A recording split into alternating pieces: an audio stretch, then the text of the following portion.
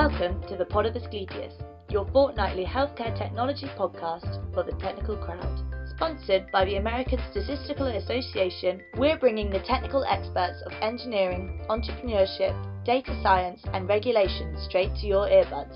No fluff, no sale pitches, just important technical ideas described well to keep you up to date.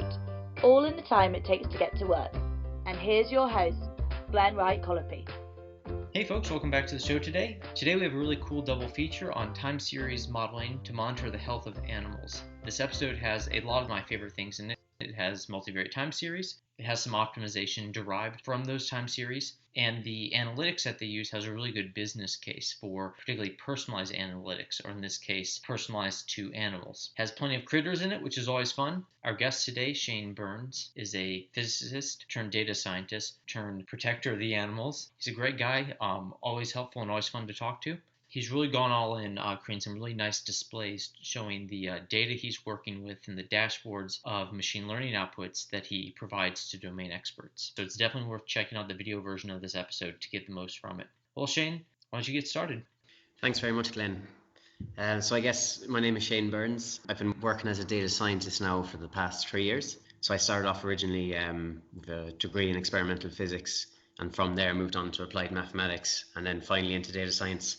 Well, thanks so much again for coming on. I really think this is going to be a fun episode, and you're covering two different projects that you're involved in, monitoring critters. The first one is at Dairy Master, which is in Kerry, and the second one is ApisProtect, which is in County Cork, Ireland. And honestly, I think this would be really fun with the different visualizations that you've created. So definitely check this out on the YouTube version so you can see all the cool stuff that Shane has brought for us to look at. But I guess we'll just get started first with the Dairy Master project. We'll call it Part 1, the Moonitor. All right. Okay. So Dairy Master is an agri-tech company located on the southwest coast of Ireland in Causeway, County Kerry. So as you can see from the picture, it's a very beautiful place. It's kind of surrounded by green fields. It's also very close to the beach as well. So it's a very iconic setting. So the company traditionally are known for innovations in milking equipment, feeding equipment, automatic manure scrapers, milk cooling tanks, and in recent years, and I guess why I mentioned Dairy Master, in health and fertility monitoring systems. So one of the main projects I want to showcase or talk to you about is the Moo Monitor Plus. So that's the blue collar device you can see the cow wearing on the screen there. So it looks like a big blue necklace around this happy and healthy cow. I think she's smiling a bit. So the Moo Monitor Plus is essentially a Fitbit for cows. It is a neck-worn wearable device which continuously monitors the behavior of the animal. Using machine learning, the algorithms process the data from the sensors on the edge into one of rumination, resting, feeding, and activity. This classified data is then transmitted to the cloud, where machine learning is further used to extract insights from the data. The insights are around the health and fertility of the animal, so I'll give some examples of that in the coming slides. In terms of value and capability, the Moo Monitor Plus is a fantastic device. The product is durable, waterproof, and can transmit its data at very long ranges. The product has a battery life of up to 10 years and an incredible two-way app functionality. So I guess the advantage of this two-way functionality is that if you imagine the situation where cows come into the milking parlour, the farmer is watching the cows come in and, if needed, can draft the cow. So by the time the cow enters the parlour to leaving, she'll be drafted for inspection or for treatment. Similarly, if there's predefined event sets, so things like heat or sickness, which I'll get onto shortly, they can be automatically set to draft, meaning the farmer can take action without having to go out and, I guess, manually handle the cow or look for the cow. What does it mean to draft? Draft is essentially, if you imagine milking parlours or farms, you have gated systems, so kind of like passageways, and it's an automatic gate system, and it reads off, there's different systems, but it can read off the collar on the cow, or you can read off ear tags, and essentially it's like a RFID tag, and when that cow walks past a sensor, the gate will open one way, and she'll automatically walk into like a drafting area, so she's separated from the herd safely. So I guess what you're trying to do is you're trying to use the monitor to both classify the cow's behavior and expedite the process during milking? Yes, so I guess it's multifunctionality, so that's just an advantage of the Moo Monitor system in that, let's say this system classifies a cow as being sick or as being in heat, which I'll get onto now shortly, then you can have settings that will say, okay, I want to automatically draft these cows. Or if you see the cow instantly, you're like, hold on, I want to draft her and have a look. You can click the cow on your app. It'll send the message down to the cow from her collar, and then it'll know to draft. So this slide gives a good example of health events the Moon Monitor Plus can detect. So if you, focus your attention on the top figure. So the green line in the top shows the rumination for a particular animal. So if you're not familiar, rumination is when cows chew the cud. So I guess there are a number of animals are ruminants, so cows are probably the most famous one. So it's a very important process for the dairy cow. In order to fully digest the food they eat, they need to do this process. So one thing that has been known for a long time is that a decrease in rumination and typically an increase in resting behaviour corresponds to some kind of health event. So in this particular case, we can see that the cow calved shortly, so she gave birth after the behaviour alert was detected. So similar behaviours can be seen from other illnesses such as maybe a twisted stomach or milk fever. So if a farmer has a large herd, which is typical for the market for the Moon Monitor, sick cows often go unnoticed. So you could be talking herds from 100 cows to 1,000 cows or more. So you're not going to have the time to look at each cow individually, and these things can be missed. The power of the Moon Monitor is that the system watches the cows 24/7 and alerts the farmer to any problems. So if you look at the graph underneath, so this kind of gives the full profile of what the cow is doing on a daily level. You can see when her rumination drops, so that's the top right graph at the bottom. It also corresponds to a massive increase in resting. So the cow isn't moving as much, she's kind of lying down and she's not ruminating. So they're kind of big indicators, and the farmer has the power to go back and look at this and say, okay, this is why this alert was called and this is what this particular animal is doing. So another functionality of the Moon Monitor Plus, and one of its, main functions is heat detection. Moon Monitor Plus is arguably the best product on the market for heat detection, achieving close to 95% accuracy on commercial farm trials. So the graph presented here shows the results from one of these trials. The heats were verified by measuring progesterone levels in the milk samples. So if you look at the top graph, the red line shows a heat-related activities. This is a kind of metric that's classified from the Moon Monitor device itself and reported back to the cloud. So it's a combination of a few things, but essentially it's a heat activity metric. So as you can see, the heat metric increases, and on the graph underneath, you can see that this corresponds to a drop in progesterone. So the drop in progesterone is an indication that cow is in estrus, so she's in heat. So I guess at this point, this is where the activity level crosses a certain threshold, and this comes from various trials, algorithms, machine learning, and the Moon Monitor will call the animal in heat. So I guess, there's testimonies from customers, from vets, that this is a great device. It's incredibly accurate. Well, that's very cool. It's a very helpful plot. I really like seeing the correlations between the cow's activities and I guess you could call them the biomarkers of the milk, and then how you're using those biomarkers as surrogate markers of sorts for the cow's health or of the cow's biological state, for example, when it came to reproduction. Very cool. So let's see the mission control. Okay, so this is, a side note, but it's one final innovation I think is worth mentioning. So Dairy Master's got a lot of press recently over this. They won a silver medal award in Germany at Eurotier last November, and recently on a national level at the National Ploughing Championships, they won the overall Enterprise Ireland Innovation Award for this product. So Mission Control allows the operator to control everything from one in-parlour touchscreen. So this is a rotary milking parlour. So if you haven't seen one of them before, you can almost visualize it from the picture on the left. So essentially it's like a carousel. So cows come on at one point, they're attached, and then they exit another point. So it allows for, incredible cow throughput compared to traditional parlours. Okay, cool. So very quickly for the people listening on audio only, what we're looking at here is this overhead graphic of a carousel of cows, and all the cows are facing inward to the center of the carousel, and each cow has its own slot along the carousel. And different cows are colored according to their different states, and it looks like you can click on the cows, and it shows you the specific cow's ID and lets you see some summary statistics on the cow's health and the milk quality. So Shane, can you tell us a little bit more? Dairy Master have kind of taken this to the next level of mission control. So this kind of touchscreen has all functionality. You can kind of action cows similar to the Moon Monitor. You can see their yields incremented in real time. There's camera views and again drafting controls. So I guess the additional kind of innovation of this and what's been described in these recent awards. So Mission Control introduces artificial intelligence into the milking parlour with the patented OptiCruise algorithm. So this AI calculates the predicted milking time for all cows on the rotary, which updates dynamically. So essentially this takes in cow's milking history, her age, her lactation, other health events, and it's able to predict, okay, how long will this cow take to milk? And that updates dynamically. So as more information comes in, that means the algorithm gets information from the cow's milk yield as it's happening in real time. This predicted time changes. So it's very advanced in that sense. And what it does then is there's an optimization algorithm called OptiCruise, which runs in the background. And essentially, it looks at what cows are on the platform. It looks at where they are on the platform and how long they're expected to milk out. And then it adjusts the speed of the rotary every time a new cow enters to optimize the milking time. So what this does is it reduces the overall milking time for your cows of about 10 to 20%. So that's how long it takes you to milk all your cows, say. And one of the massive advantages of this, so particularly for animal welfare, is that the cows spend less time standing. And cows standing, like in collecting yards waiting to be milked, many studies have shown that this increases incidence of sickness and lameness.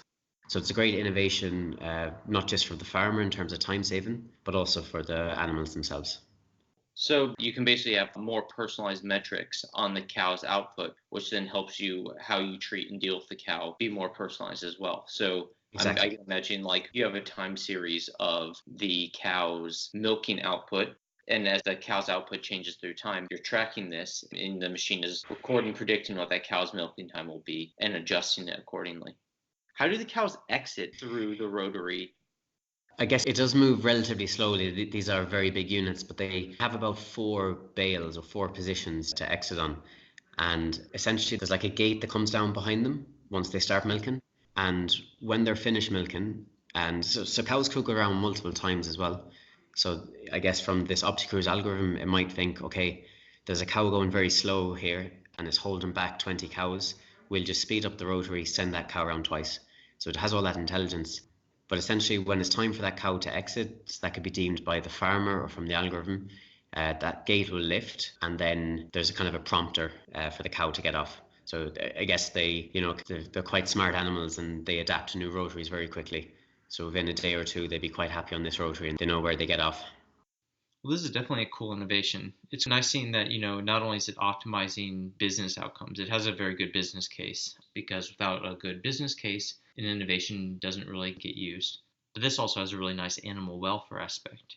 It's minimizing the time that the cows are standing around. They're potentially packed next to other sick cows, and now they can be, back roaming about the fields or laying about the fields as cows are wont to do. And so there's also this nice knock-on effect that by personalizing for one cow, you're actually optimizing the time for other cows as well. Exactly. All right. Well, let's go on to the next slide. So yeah, that's all I'd like to say about Dairymaster for now anyway. So it was a quick overview of, I guess, mainly the Moo Monitor Plus, and it's one of the flagship products in terms of the IoT space as well and artificial intelligence, but also the mission control. So a very recent innovation by Dairymaster, but something that can revolutionize milking. Yeah, it has some of my favorite components to it. It had a multivariate time series. It had optimization, had critters. Who could want more? Exactly. Well, all right, you better make this B one even better then. Okay. So ApisProtect is a startup company that was founded in 2017 by Dr. Fiona Edwards-Murphy, Dr. Padraig Whelan, and Mr. Andrew Wood. So ApisProtect is located in the south of Ireland in Cork City. So I guess I'll give a bit of motivation behind the company ApisProtect. Without a healthy bee population, there could be severe food shortages across the world. Honeybees are responsible for 1/3 of the food we consume each day. They do this through pollination. So one hive, for example, can pollinate as many as 20 million flowers in a day. A variety of foods like mangoes, avocados, nuts, and berries owe their existence to bee pollination. Without bees, we'd be left with crops like wheat and barley with low nutritional value. In many countries, up to 50% of our honeybees are dying every year. A host of problems, including diseases and pesticides, are devastating our bee population. It is becoming harder and harder for beekeepers to manage these issues, and this motivated the need for an advanced monitoring system and why ApisProtect came about. So, ApisProtect has developed a solution which reduces colony loss, improves the yield, and makes apiaries much easier to manage. So we use advanced sensors and machine learning to monitor the hive 24/7. Using the insights we get from the data, we are able to determine the health of the colony. So I guess beekeepers aren't too interested in the raw data themselves, they only care about what that data means. So traditionally, the beekeeper would need to manually check their hives to determine the colony health. In some cases, this could be a 1 to 2 hour drive for them to do this. Now the beekeeper can sit in their air-conditioned office and check live data coming from their hives. So if you think of this time of year in Florida or some parts of California, as you know yourself, it gets very hot. So this makes life an awful lot easier. So I guess with one or two clicks, all the information they need and the actions to take is available for them. If they want to explore deeper, they can get more, deeper KPIs, more analytics around their hives. So this solution consists of an in-hive monitor connected underneath the roof, as shown in this slide. The data is then transmitted by long-range radio and analysed in the cloud. So our connectivity solution is something else which is great about this product and this company. So if you imagine some of these situations, these beehives could be in very remote locations and you need to rely on good connectivity. So we have a combination of cellular and satellite technology to ensure that the data gets back. Once the analytics is done in the cloud, the result is sent down. So you can view the results on a web device. So this slide shows the rollout last year. So this was the phase 2 of our device, and it was a trial period which lasted 12 months. So we rolled out on 200 hives across 20 locations on 3 continents. And as of a couple of weeks ago, we've doubled to 400 hives. So these locations were South Africa, multiple locations across the US, locations across Ireland and the UK. Our electronic and embedded engineers have worked hard to develop a system of sensors that gives consistent, accurate data. We continuously sample temperature, humidity, CO2, acceleration and audio from the microphone. A certain level of signal processing, aggregations and transformations is done on the data before it's transmitted to the cloud. A number of trial locations across the globe are used to gather good label data. So for this, we work with beekeepers and ecologists to create a well-annotated data set.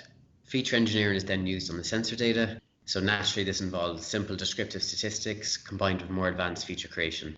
The features we choose and develop have come from our own experience and from talking with domain experts. So using these features, we use machine learning to develop algorithms to determine beehive health. We've been able to achieve great accuracy in predicting the state of a beehive.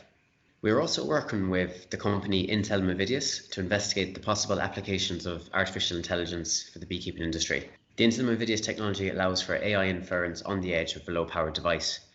I guess why we're interested in this is because, as I mentioned earlier, these devices can be in very remote locations. You need to rely on a low power source to be able to run them.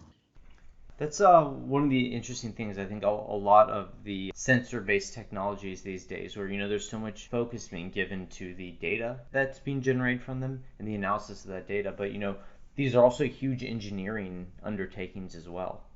One, to actually create the physical device that's doing the monitoring, but also things like, as you mentioned, connectivity, where you have to basically work out how you're going to be getting this continuous, reliable flow of data from a reliable device over a reliable network, and then hopefully to a reliable data analyst at the other side. Exactly, I agree completely. So that was one of the huge challenges, and luckily we have a great engineering team here, and in this latest rollout to our phase 3, they've developed a great solution. And we have no data loss, we have incredibly accurate data, everything's coming back to the cloud, so we're able to process and deliver good machine learning results. So this is just to give you, I guess, a snapshot of some of the data. This kind of tool will be used mainly by us. The idea of this is to, as you're approaching any machine learning problem, you want to see what's the difference between 2 hives, or say a dead hive or a live hive. So this is one example, looking at the carbon dioxide levels between 2 hives in an apiary. So what it looks like we're seeing here are the time series of 2 hives at the same location over the course of 1 month. And they're the CO2 values, so it's CO2 time series. And the blue hives time series, it's very dynamic, it's variable, it has generally high magnitudes, whereas the orange hives CO2 values, they're much smaller, they're not very variable, and they also settle around 0 very quickly. And you can see at one point, one of the hives flatlines. So it's kind of things like this, which in one instance, this might tell you that your colony is doing very badly here, it's in trouble. But in another instance, that colony might actually be okay. So I guess that's where all of our other data comes in, advanced feature engineering and machine learning. Do these hives hibernate or anything? I'm just trying to figure out, so are there sort of annual or periodic elements to this where the hive's activity will drop down and it indicates something healthy versus they drop down at an inappropriate time and then it's an indication of distress? Yeah, exactly. So there is a seasonality element to this. So particularly, let's say if you're in Ireland, for example, that the bees will hibernate for the winter, and they'll essentially get into like a big American football or rugby ball type shape and just maintain warmth, and they keep the queen in the middle to keep her warm. a lot of the bees will die off as well, but it's just kind of what remains is enough to start the colony again once the temperature increases. So the queen will only start laying eggs once it's hit a certain temperature. Again, there are places, particularly in the US, where there is no winter as such for the bees, but say in Ireland, that would be a very strong characteristic.